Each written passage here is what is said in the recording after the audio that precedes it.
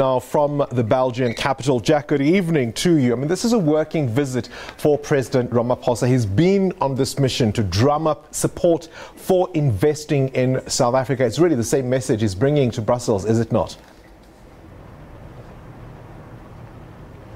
It certainly is. We saw him 2 weeks ago in Germany doing exactly the same ththing with other European leaders like Angela Merkel, who was hosting a group of African leaders in the African Union. And basically what Cyril Ramaphosa, the South African president, is doing is making a trip to the biggest foreign investors in the South African economy. He's trying to build those ties. We have to remember that his history as a businessman means that this is a platform that he can work on, that he can work with other leaders on, and that's why he's coming to Brussels. This is a big tour for him. He's going to deliver a 30-minute speech at the European Parliament in Strasbourg, which will be heavily dissected here in Europe. It will really be the platform for him to outline what he is as a president and the type of person he is when the Europeans are working with him. And then he'll head here to Brussels to meet with the Belgian King and with the Belgian Prime Minister. Part of that will be pomp and ceremony, but also building trade ties. South Africa has a trade, Belgium has a trade deficit with South Africa, so South Africa is better off in its trade with Belgium, and that's something that obviously the President will try to continue before he meets for a full summit with the European Union leaders, Jean-Claude Juncker and Donald Tusk, here in the European Commission and the European Council behind me. Of course, also there's going to be, as you say, the South Africa-EU summit. That's going to be taking place on Thursday. But also, talk to me about the strategic partnership with the EU. We're the only African country, and indeed, one of only 10 globally that has this specific arrangement.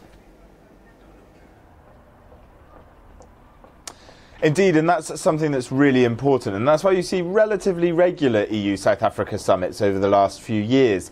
Well, actually not over the last few years, but over the last few decades, excuse me. But there hasn't been one properly here in Brussels since 2010, and that is basically because some of the complications that arose politically between Jacob Zuma and some of the EU. So, for instance, when there was an EU full Africa summit back in 2014, excuse me, the then South African President Jacob Zuma stayed away because the then Zimbabwean President Robert Mugabe wasn't invited to it. So there's been some complications in the EU-South Africa relationship over the years. But that strategic partnership is really, really important, and it's seen as very important to the European Union leaders, especially with it being the only strategic partnership that they have on the African continent. So it's something that they really want to forward and that they want to deepen, and the visit by Cyril Ramaphosa is very, very welcome in the corridors of power here in Brussels. Well, you talked, of course, in your report about the foreign direct investment that the EU brings to South Africa, and it's a very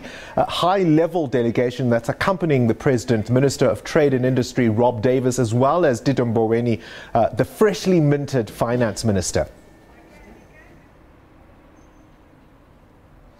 It is indeed, and it's very interesting. It's very clear from the delegation that he's bringing what the President wants to do, and that is to drum up trade and investment. Interestingly, on the original agenda that we released sort of midway through last week, there was also some more discussions that were outlined to be happening on more foreign policy issues. Potentially they had said that perhaps things like the Iran nuclear deal would be on the agenda, but it looks like now all of that is falling away. Most of it, obviously, they will talk foreign policy issues because there are strategic interests, and that's what that strategic partnership means, that they can talk openly about things that affect both the European Union and the South Africa. But it looks now really like it is a trade and investment mission. That is what Cyril Ramaphosa, the president, knows he can work on, knows he can really try and drum up investment for South Africa. And I was speaking to Rob Davies earlier, and he essentially was saying that this is what they're coming here to show, that the sort of period of uncertainty that has been felt among investors around the world is now over, that South Africa is back on the table, back open for business, and that's what they're here to show the European Union leaders.